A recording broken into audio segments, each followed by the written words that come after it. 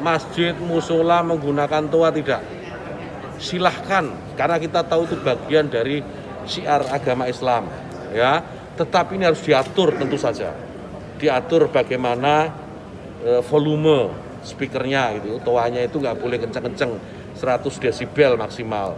Diatur bagaimana kapan mereka bisa mulai menggunakan speaker itu sebelum adzan dan setelah adzan, bagaimana menggunakan speaker di dalam dan seterusnya. Tidak ada pelarangan. Ini aturan ini dibuat semata-mata hanya untuk membuat masyarakat kita semakin harmonis, meningkatkan manfaat dan mengurangi mafsadat. Jadi menambah manfaat dan mengurangi ketidakmanfaatan. Karena kita tahu, misalnya ya, kita tahu di daerah yang mayoritas muslim, hampir setiap 100 meter, 200 meter itu ada musola masjid. Ya, bayangkan kalau kemudian dalam waktu yang bersamaan mereka semua menyalakan toanya di atas, kayak apa? Itu bukan lagi syiar, tapi menjadi gangguan buat sekitarnya. Kita bayangkan lagi, kita ini muslim, saya hidup di lingkungan non muslim, ya. Kemudian rumah ibadah saudara-saudara kita non muslim itu bunyikan toa sehari 5 kali dengan kenceng-kenceng secara bersamaan, itu rasanya bagaimana? Yang paling sederhana lagi, tetangga kita ini kalau kita hidup dalam satu komplek itu misalnya, kiri kanan depan belakang pelihara anjing semua. Misalnya menggonggong dalam waktu yang bersamaan, kita ini terganggu enggak?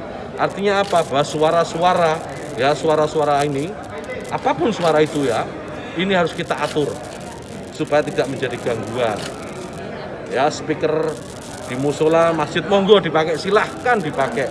Tetapi tolong diatur agar tidak ada yang merasa terganggu.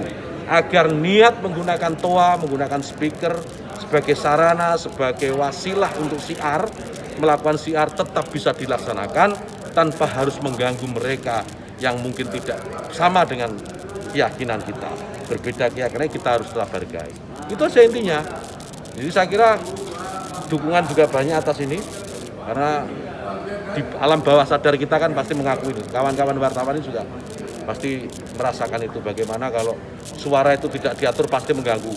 Truk itu kalau banyak di sekitar kita diam di satu tempat, kemudian misalnya ada truk kiri kanan kita, depan belakang kita, mereka nyalakan mesin sama-sama, kita pasti terganggu. Suara-suara yang tidak diatur itu pasti akan menjadi gangguan untuk kita. Itu ya. Assalamualaikum warahmatullahi wabarakatuh. Waalaikumsalam warahmatullahi wabarakatuh. Saya IM MAK Jenal Alif JR. Haji Kiki Yunarfi SIP. Saya Full Firdaus. Kami Laskar Kikulon. Kami Laskar Wati Inong Ronggo Lawe Banten. Yang tergabung di dalam keluarga besar Forum Lintas Seni Budaya Pencaksilat dan Debus. Manunggal Jaga Pusaka. Banten Indonesia, kami menyatakan sikap bahwa kami mengutuk keras atas statement Menteri Agama Indonesia yang menyatakan ataupun mengumpamakan azan disamakan dengan gonggongan anjing. Oleh karena itu, saya selaku Ketua Umum DPP Forum Lintas memohon kepada Bapak Menteri untuk segera mengklarifikasi atas statementnya, karena ucapan ataupun perumpamaan statement tersebut sangat menyakiti kami sebagai umat Islam. Takbir! Allahu Akbar. Takbir! Allahu Akbar. Takbir! Allahu Akbar.